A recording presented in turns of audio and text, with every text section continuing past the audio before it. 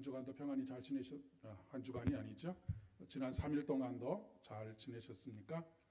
오늘도 우리에게 주님을 향한 마음 허락하시고 우리의 발걸음을 인도하신 하나님 앞에 진심으로 감사를 드립니다. 오늘 말씀은 앞에 있는 설교의 제목처럼 길이 아니면 가지를 마라 라고 하는 제목으로 함께 말씀을 나누려고 합니다. 길이 아니면 가지를 말고 말이 아니면 듣지를 마라 라고 하는 말이 있습니다. 공자가 한 말인데 공자의 효경이라고 하는 책에 기록되어져 있는 그런 문구입니다. 무슨 뜻이냐면 언행을 소홀히 하지 말라라고 하는 것이고요. 그리고 정도에서 벗어난 일이라고 하는 것은 처음부터 시작하지도 말아라라고 하는 그런 뜻을 가지고 있습니다. 하늘에도 길이 있고 바다에도 길이 있는 것 여러분 아시죠? 그 드넓은 하늘 아무데로나 가도 될 것 같은데 그 하늘에도 길이 있고요. 끝이 없는 것 같은 그 바다도 아무 곳으로나 뱃머리를 돌려도 될 것 같은데 배가 지나가는 길이 있다라고 하는 것입니다. 참 놀라운 일이 아닌가 싶습니다. 그런데 우리 인생에도 길이 있습니다. 그 길은 바로 우리 주님이 되시는 예수 그리스도입니다. 나는 길이요 진리요 생명이니 나로 말미암지 않고서는 아버지께로 올 자가 없느니라 라고 말씀하고 계십니다. 내가 곧 길이다 진리이다 생명이다 나로 말미암지 않고서는 아버지께로 올 자가 없느니라. 이 길은 생명의 길입니다. 사실 우리가 인생을 살아가면서 수많은 길들이 있는 것처럼 보여집니다. 사람마다 사는 방식이 다 다르고 인생의 행로가 다 다르기 때문에 그렇습니다. 그런데 이 모든 인생이 걸어가는 인생의 행로, 인간의 행로는 결국 두 길로 이렇게 다다르게 되어져 있습니다. 두 개로 모아진다라고 하는 것이죠. 그 하나는 생명이 있는 길이고 또 다른 하나는 사망의 길입니다. 생명이 있는 길은 좁은 길이고 또 사망에 이르는 길은 넓은 길입니다. 좁은 길은 불편한 길이고 넓은 길은 사망의 길은 편안한 그런 길이라고 또 이야기하고 있습니다. 오늘 이 신명기의 말씀은 모세의 고별 설교입니다. 이 신명기는 모세의 고별 설교가 여러 개가 모아져 있는데 29장과 30장에 나와 있는 이 말씀은 모세가 네 번째 이스라엘 백성들에게 하고 있는 설교입니다. 그가 지나온 길을 되돌아보고 그리고 이제 가나안 땅에 들어가게 되면 지나온 길, 광야의 길과는 전혀 다른 환경 속에서 맞이하게 될 그 삶을 살아내야 하는 다음 세대를 향한 말씀입니다. 사실 지난 40년 동안의 광야의 40년은 별로 그렇게 유혹을 받을 만한 것들이 많지 않았습니다. 그럼에도 불구하고 이스라엘 백성들은 항상 유혹에 넘어져서 하나님을 배반하는 일들이 한두 번이 아니었지만 그럼에도 불구하고 광야에서의 삶은 시시때때로 하나님께 전적으로 의지하지 않으면 해결될 수 없는 문제들이 많이 있었기 때문에 비교적 다른 곳을 향하여서 한눈을 팔지 않아도 되었었는데 이제 다음 세대가 들어가서 살아야 할 가나안 땅에서는 여기저기 사람의 시선을 빼앗는 것들이 많이 있는 그런 땅입니다. 우선은 먹고 사는 문제가 어느 정도 해결이 되는 그런 땅이기 때문에 그렇습니다.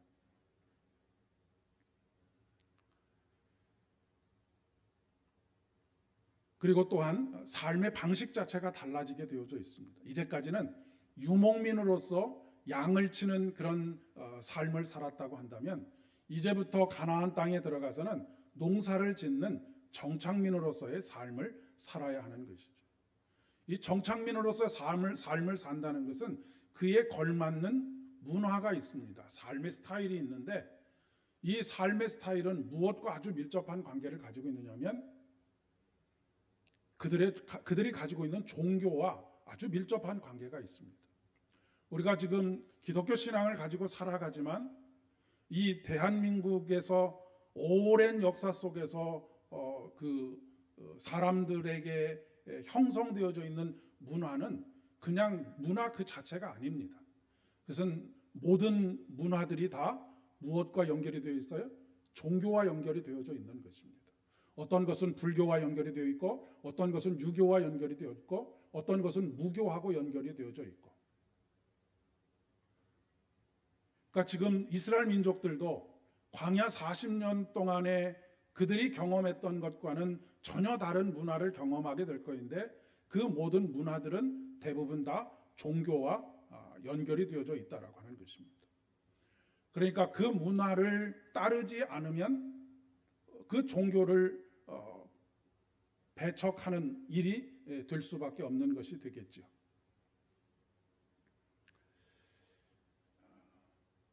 이런 상황과 마찬가지로 오늘날도 여러 번에 걸쳐서 말씀드렸지만 포스트 코로나19 이전과 이후는 많은 부분에 있어서 달라질 것이다 라고 하는 것이 전문가들의 진단입니다. 물론 우리 자신의 소소한 생활은 크게 달라지지 않을 것입니다. 하루 세끼 밥 먹고 그리고 여태까지 우리들이 해왔던 것, 이것을 하는 것. 그러나 그 발전의 방향이 개인에게 있어서는 아주 느리게 되어질지는 몰라도 이 큰 흐름, 세계가 움직여져가는 큰 흐름에 있어서는 굉장히 큰 변화들이 일어날 것이다 라고 그렇게 이야기하고 있습니다. 그동안 전 세계가 추구하고 있었던 그런 가치들이, 그리고 세계를 바라보는 눈들이 많이 바뀌어지게 될 것입니다. 그래도 예전에는 이 민주주의와 사회주의, 공산주의가 나뉘어져서 그런 가치들을 가지고 있었는데, 이제는 이런 민주주의와 사회주의 이런 가치보다는 무엇이 우리나라에게 더 유리하냐, 이것이 모든 것의 판단의 기준이 되는 것입니다.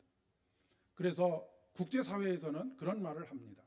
영원한 적도 없고 영원한 동지도 없다라고 하는 이야기들이 생겨나고 있게 되는 것이죠. 뿐만 아니라 지금까지는 한동안 미국이 절대 강자로서의 원톱으로서의 역할을 했었는데 앞으로는 그렇지 못할 것이다 라고 하는 것이 거의 대부분의 그 사회학자들의 진단입니다. 그 증거 중에 한 가지가 지금 우크라이나 전쟁이 꽤 길어지고 있지 않습니까? 이 우크라이나 전쟁이 길어지고 있는 이유가 무엇이냐면, 예전에는 미국이 한마디 하면 그래도 여러 가지 면에 있어서 스스로가 그런 것들을 거둬들이기도 하고 미국의 말에 어느 정도 순응하는 그런 모습들을 보였는데, 지금은 그렇지 않다라고 하는 것입니다. 특별히 얼마 전에 바이든 대통령이 사우디아라비아에 갔는데, 사실은 사우디아라비아는 미국에서 뭔 말만 하면 말이 떨어지기 전에 그 모든 것들을 했던 나라인데, 이제는 너희는 너희고 우리는 우리다라고 하는 그런 정도의 질서로 재편되어져 가고 있는 모습을 보여주고 있습니다. 그러니까 세상의 변화가 그렇게 흘러갈 것이다라고 하는 것이지요. 그러니 이 세상 속에 존재하고 있는 교회도 여기에 영향을 직간접적으로 받지 않을 수가 없습니다.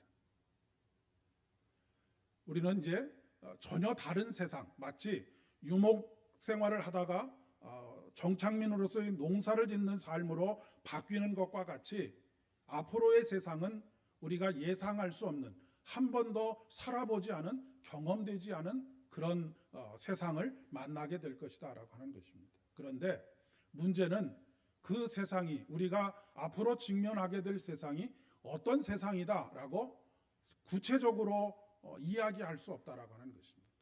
구체적으로 이야기해봐야 그때 가면 그 말이 물론 맞을 수도 있지만 틀릴 가능성이 훨씬 더 많습니다.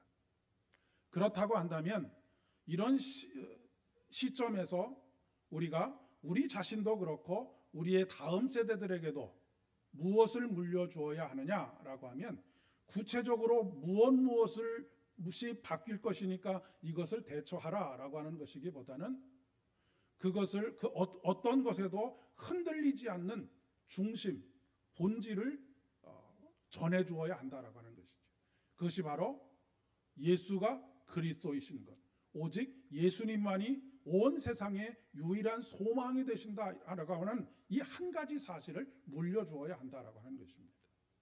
앞으로 세상이 이렇게 될 거니까 너는 이렇게 해라, 저렇게 해라, 이런 직업을 가져라, 저런 직업을 가져라, 그렇지 못하다라고 하는 것입니다. 그런데 오직 예수님만이 소망이시다라고 하는 그런 믿음을 가지게 되면 어떠한 난관이 있더라도, 어떤 도전이 있더라도 예수님께서 소망이 되시기 때문에 그 난관을 충분히 극복할 수 있는 그런 내적인 힘을 기를 수 있는 것이죠. 미국 뉴욕에 가면 아주 좋은 그리고 소문난 대학이 하나 있는데 세인트 존스라고 하는 대학입니다. 이 대학은 물론 다른 공부도 조금 시키기는 하지만 이 대학의 가장 중요한 특징은 무엇이냐면 4년 동안 대학 생활을 하면서 반드시 해내야 될 과제가 있는데 그것이 뭐냐면 고전을 100권을 읽고 졸업해야 한다라고 하는 그런 규칙이 있습니다. 여러분, 요즘 같은 세상에 첨단 기술을 배우고 가르치고 하는 일에 몰두해도 이 사람이 나가서 직업을 얻을 수 있을까 말까 한데, 그것보다는 고전, 이제까지 역사 속에서 사람들에게 많이 읽히고 사람들의 토론 속에서 꽃피웠던 그런 책들을 100권을 읽고 졸업을 하도록 그렇게 만들고 있다는 것이죠. 100권을 읽는 것뿐만 아니라 토론을 하게 하고 그 가운데에서 창의적인 생각들을 할 수 있도록 만들어준다라고 하는 것입니다. 그러니까 기술만 배우면 그 기술에서 자기가 아는 기술에서 벗어나는 것에 대해서 대처할 수 있는 방법들을 잘 알지 못하지만 창의적인 생각을 가지게 되면 자신의 틀에서 벗어난 많은 것들을 스스로 생각하고 도전해보고 할 수 있는 그런 힘을 기를 수 있기 때문에 그렇습니다. 그렇기 때문에 우리가 다시 성경으로 돌아가야 하는 이유가 바로 여기 있는 것입니다. 앞으로 시대에 이런 신앙생활을 해야 된다, 저런 신앙생활을 해야 된다가 아니라 성경을 읽고 또 묵상하고 성경 말씀을 함께 나누는 가운데 창조주 하나님의 그 놀라운 사랑의 마음을 배우게 되고 그 사랑의 마음으로 모든 인간과 사물을 대하게 되고 그 사랑의 마음으로 이웃을 사랑하고 섬기는 그런 마음을 가지게 될 때에 하나님께서 그 사람을 통해서 놀랍고도 놀라운 일들을 행하실 것이기 때문에 그렇습니다.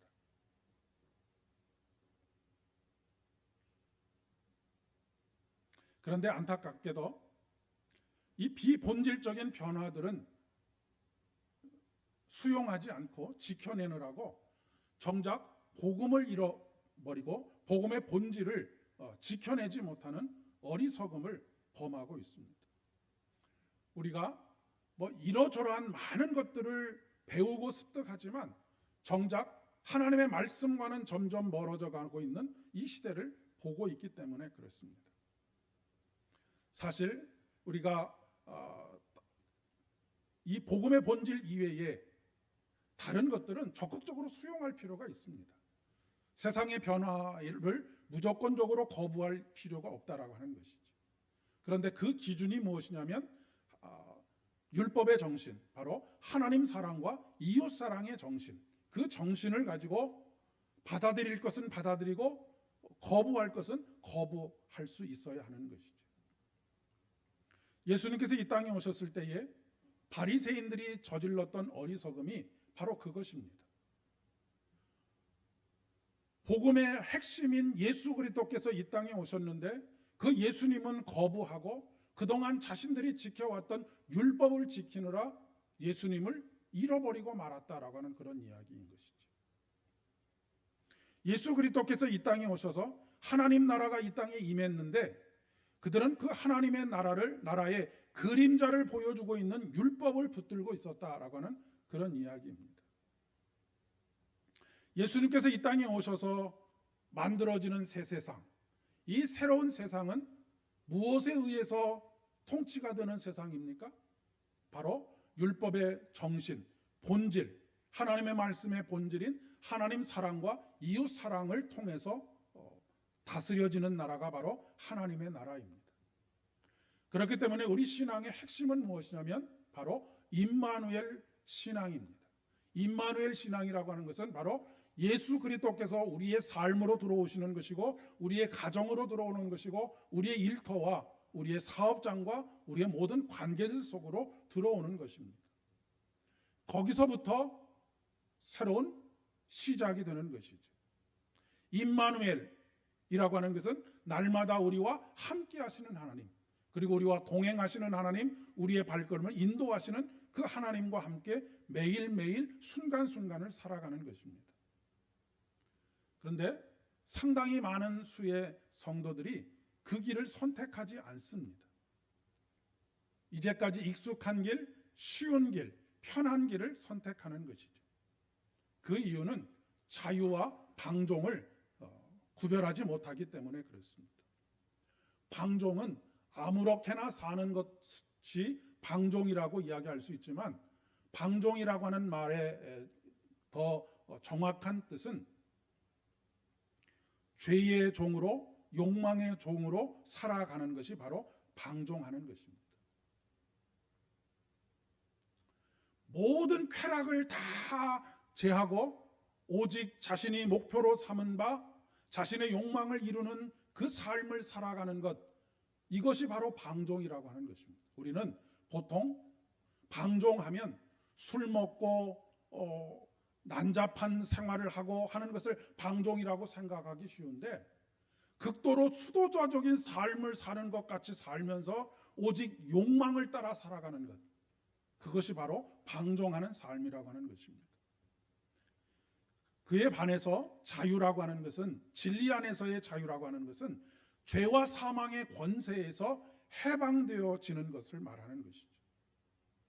그렇기 때문에 참된 자유라고 하는 것은 욕망의 포로로 살아가는 것이 아니라 그것으로부터 벗어난 해방의 삶을 살아가는 것입니다. 모세는 지난 40년, 더 길게는 지난 120년 동안의 자기의 인생을 돌아보면서 다음 세대를 살아갈 후손들에게 지금 진심 어린 훈계를, 충고를 하고 있는 것입니다. 보라, 내가 오늘 생명과 복과 사망과 화를 내 앞에 두었나니 곧 내가 오늘 내게 명령하여 내 하나님 여호와를 사랑하고 그 모든 길로 행하며 그의 명령과 규례와 법도를 지키라 하는 것이다 라고 말씀하고 있습니다. 하나님께서는 우리 앞에 두 가지 갈래길을 허락하셨습니다. 어찌 보면 매일 매순간 우리는 두 가지 갈래길, 갈라지는 그 길 위에 서 있다라고 해도 과언이 아닐 것입니다. 하나님께서는 이렇게 갈래길 위에 서 있는 우리들에게 자유의지를 주셔서 자유롭게 선택하게 하십니다. 하나님께서 우리에게 그런 자유의지를 주신 것이죠.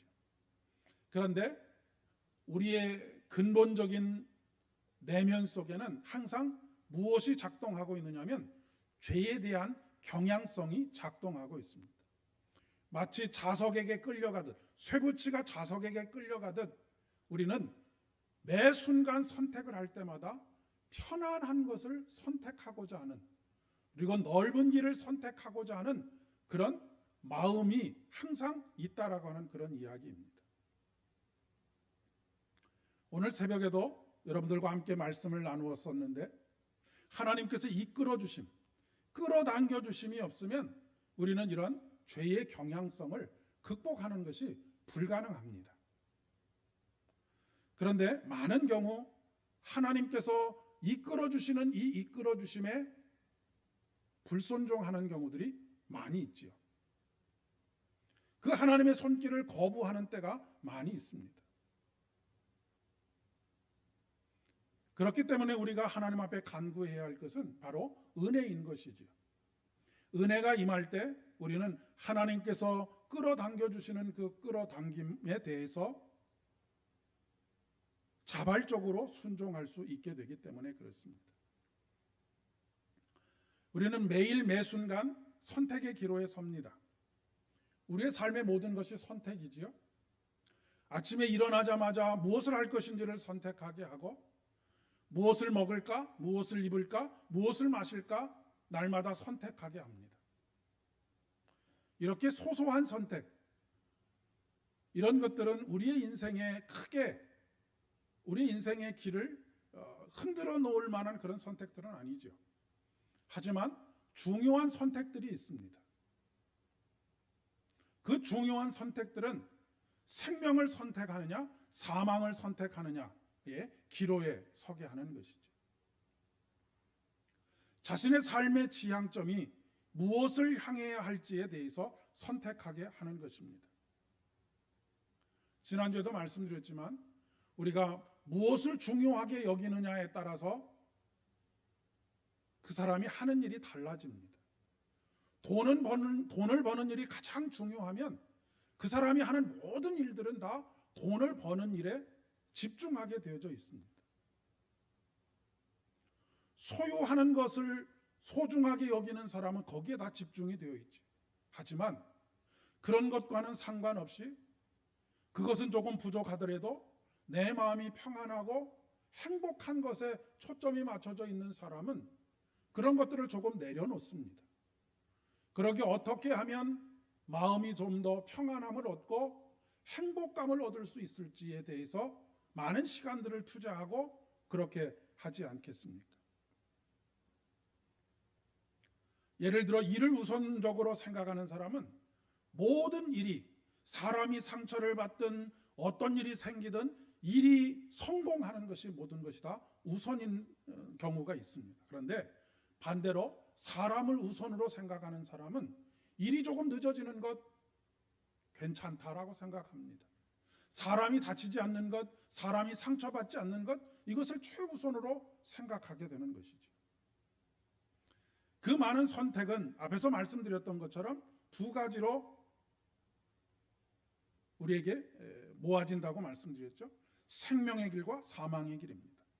19절의 말씀에 보면 내가 생명과 사망과 복과 저주를 내 앞에 두었은즉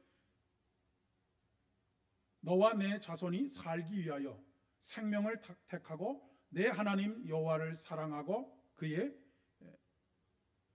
말씀을 청종하며 또 그를 의지하라라고 말씀하고 있습니다.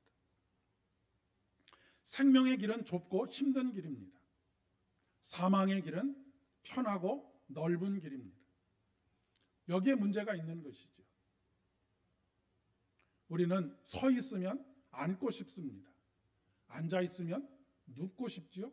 누워 있으면 자고 싶은 것이 인지상정이기 때문에 그렇습니다. 신앙생활도 점점 이렇게 흘러가고 있지 않은가 싶습니다. 한 가지 한 가지 양보하면서 점점 우리의 영적인 나태함 가운데로 빠져들어가고 있는 것이 아닌가 싶습니다.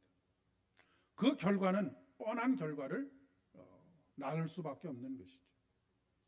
지혜로운 사람은 지혜로운 선택을 하고 어리석은 사람은 어리석은 선택을 합니다. 미련한 사람은 미련한 선택을 하게 되어 있죠. 어떤 사람이 미련한 사람이냐면 지혜와 지식의 근본이 되시는 우리 하나님을 경외하는 마음을 잃어버린 사람을 성경은 미련한 사람, 어리석은 사람이라고 이야기하고 있습니다. 미련한 사람은 어떤 선택을 주로 하느냐면 지금 당장 눈에 보이는 것, 좋아 보이는 것을 선택을 합니다. 누가 그런 선택을 했습니까? 아브라함의 조카 롯이 그런 선택을 했습니다. 그는 자신이 무엇인가를 선택하라고 어디로 향할지를 선택하라고 하는 삼촌의 말에 대해서 요단 동편을 바라보니까 그곳은 물도 풍부하고 목초지도 많고 그래서 마치 에덴과 같고 또한 애굽과 같은 땅이었다라고 하는 것을 보게 되었던 것이죠. 눈으로 보이는 것이 좋아 보였지만 성경은 그 땅의 내면, 그곳에 살고 있는 사람들의 삶에 대해서 이야기하고 있습니다. 여호와 앞에서 악을 행하여 큰 죄인이었다라고 소돔 사람들에 대해서 기록하고 있지요. 사실 겉으로만 보기에는 롯이 선택한 선택은 최고의 선택인 것처럼 보여집니다. 넓은 길을 선택한 것 같고, 넓은 길을 선택했으니 이제 탄탄대로가 그에게 열려질 것을 기대했을 것입니다. 그러나 결과는 전혀 달랐던 것을 우리는 잘 기억하고 있지 않습니까? 그의 아내는 소금 기둥이 되었고, 그의 두 사위는 그 소돔 성에서 유황불에 멸망을 당하고 말았습니다. 하나님이 그 안에 없었기 때문에 나타나게 된 미련한 선택의 결과가 바로 그렇게 된 것이죠. 그는 그 안에 하나님이 없었기 때문에 하나님이 미워하시는 죄에 대해서 자신도 눈감아 버렸던 것입니다. 우리가 잘 알고 있는 거창고등학교, 여러분 여러 번 그 학교의 직업 그 선택의 10계명에 대해서 들어보신 적이 있을 것입니다. 월급이 적은 쪽을 선택해라. 내가 원하는 곳이 아니라 나를 필요로 하는 곳을 선택하라. 승진의 기회가 거의 없는 곳으로 가라. 모든 조건이 갖추어져 있는 것을 피하고 처음부터 시작해야 할 곳으로 가라. 물론 이것을 문자적으로 지키라고 하는 의미는 아닐 것입니다. 그 정신이 어떤 정신인가를 살펴볼 필요가 있는 것이죠. 나 자신이 소중한 만큼 남을 소중히 여기는 마음, 그 마음이 학생들의 마음 속에, 학생들의 삶 속에, 가슴 속에 스며들기를 원하는 마음으로 그런 10계명을 만들어서 외우게 하고 가르치고 그것을 내면화하게 되었던 것이죠. 오늘 본문 20절에서 지도자 모세는 이스라엘 회중에게 이렇게 이야기합니다. 내 하나님 여호와를 사랑하고 그 말씀을 청종하며 또 그를 의지하라. 그는 내 생명이시요 내 장수이시니 여호와께서 내 조상 아브라함과 이삭과 야곱에게 주리라고 맹세하신 땅에 내가 거주하리라 라고 말씀하고 있습니다. 세 가지를 이야기하고 있는데, 사랑하고 청종하고 의지하는 삶을 살아라. 오늘 다시 우리의 마음속에 새겨야 할 것, 회복되어야 할 것이 바로 이것이라고 믿습니다. 하나님의 말씀을 사랑하고 하나님의 말씀을 사랑하게 되면 그 말씀을 청종하게 됩니다. 귀를 기울여 듣게 되어져 있습니다.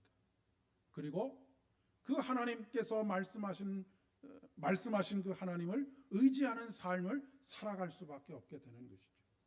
하나님을 의지하는 삶을 살아가게 된다라고 하는 것은 곧 임마누엘의 신앙, 새로운 세상에서 하나님과 함께 매일매일을 동행하는 삶을 살게 됨을 의미하는 것이 아니고 무엇이겠습니까? 우리 안에 다시금 회복되어져야 될 신앙, 그리고 우리의 자녀들에게, 그리고 우리의 자녀손들에게 물려주어야 할 오직 유일한 유산이 있다라고 한다면 바로 이것이다라고 그렇게 믿습니다. 우리 아이들이 새롭게 펼쳐지는 이 세상 속에서 마음껏 자기의 창의력을 발현하고 하나님께서 그들에게 마음속에 두신 꿈과 소망을 가지고 살아갈 수 있도록 가르쳐야 할 뿐만 아니라 매일매일 우리의 무릎으로 기도해야 할 기도의 내용이 바로 이것이라고 생각합니다. 사랑하고 청종하고 의지하는 삶. 그래서 하나님께서 생명이 길게 하시는, 그리고 충만한 복으로 함께 하시는 복된 은혜가 저와 여러분에게 있기를 진심으로 축복합니다. 기도하겠습니다. 하나님 아버지, 은혜를 진심으로 감사드립니다. 오늘도 주의 말씀을 귀 기울여 듣게 하여 주옵시고 우리에게 말씀하시는 하나님을 온전히 의지하면서 살아갈 수 있도록 은총을 더하여 주시니 진심으로 감사를 드립니다. 하나님, 우리 마음속에 있는 욕망에 따라 사망의 길을 선택하지 않을 수 있도록 지혜를 허락하여 주시옵소서. 우리의 미련한 선택들로 인하여서 하나님의 계획이 흐트러지고 어그러지며 참으로 우리가 곤고함 가운데 이르는 어리석음을 벗어나서 오직 우리가 하는 모든 선택은 생명을 선택하는 것 되게 하여 주시옵소서. 그리하여서 참으로 하나님께서 만들어 가시는 하나님 나라의 백성으로서 마음껏 그 나라를 누리며 영생을 누리며 살아가는 우리들 되어질 수 있도록 은총을 덧입혀 주시옵소서. 우리의 사랑하는 자녀들과 자녀손들에게 복의 복을 더하여 주셔서 다른 것 바라보지 않게 하여 주옵시고 오직 하나님을 사랑하며 하나님의 말씀을 청종하며 하나님을 의지하는 삶을 살아갈 수 있도록 더욱더 크신 은혜 덧입혀 주시옵소서. 이제는 우리 주님 예수 그리스도의 은혜와 아버지 하나님의 극진하신 사랑하심과 성령 하나님의 위로 교통하심이 오늘도 오직 주의 말씀을 청종하며 주님만을 의지하면서 살아감으로 생명을 선택하고 생명을 누리며 살아가기를 소망하는 사랑하는 성도님들의 머리 위에와 가정과 일터와 사업장들 위에 사랑하는 우리의 자손들 위에 우리 교회 위에 이제로부터 영원까지 함께 하옵시기를 간절히 축원하옵나이다. 아멘.